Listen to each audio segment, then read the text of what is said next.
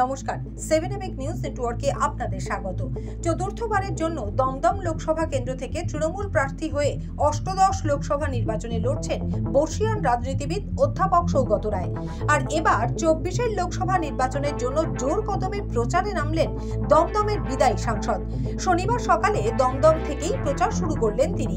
এদিন চৈত্রের দাবদাহ উপেক্ষা করেই উত্তর দমদমের নিমতা কালচার মোড় থেকে বিরাটি ব্রিজ পর্যন্ত বর্ণাঢ্য শোভাযাত্রার মাধ্যমে প্রচার অভিযানে অংশগ্রহণ করতে দেখা গেল বর্ষীয়ান এই তৃণমূল নেতাকে। আর সকাল সকাল সৌগত রায়ের সমর্থনে প্রচারে অংশ নিলেন রাজ্যের মন্ত্রী চন্দ্রিমা ভট্টাচার্য এবং উত্তর দমদমের পৌরপ্রধান বিধান বিশ্বাস। ঢাকের বাদ্যি, ধামসা, মাদল থেকে শুরু করে ব্যান্ড এবং বিভিন্ন বাদ্যযন্ত্রের সমাহার এবং আদিবাসী নৃত্যে জমজমাট ছিল সৌগত রায়ের প্রচার অভিযান।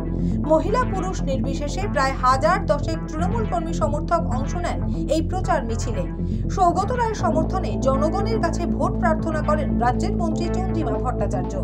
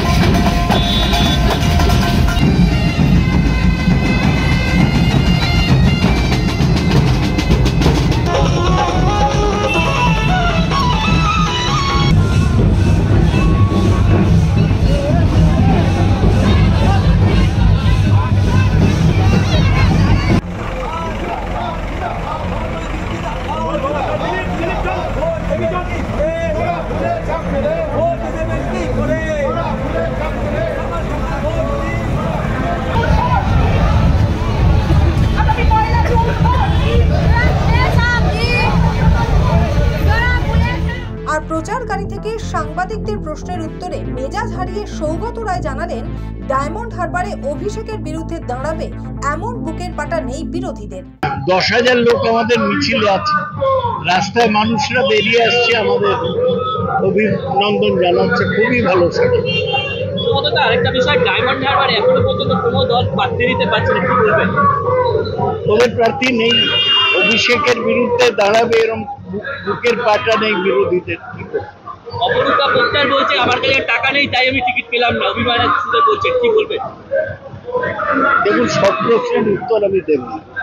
আপনি হঠাৎ করে মাইকটা ধরে 10টা প্রশ্ন করবেন, তা হবে একটা দুটো করুন ছেড়ে। শেখ শাহজাহানের ব্যাপারে আমি কিছু জানি যা এখন তো কোর্টে গেছে, আইনে যা হবে। দমদম থেকে রাজাদের রিপোর্ট, 7 এবিক নিউজ নেটওয়ার্ক। আরও বিভিন্ন খবরের আপডেট জানতে হলে অবশ্যই সাবস্ক্রাইব করুন 7 এবিক নিউজ নেটওয়ার্ক চ্যানেলটি, কারণ আপনাদের একটা সাবস্ক্রিপশন আমাদের কাছে অত্যন্ত মূল্যবান। জয় হিন্দ।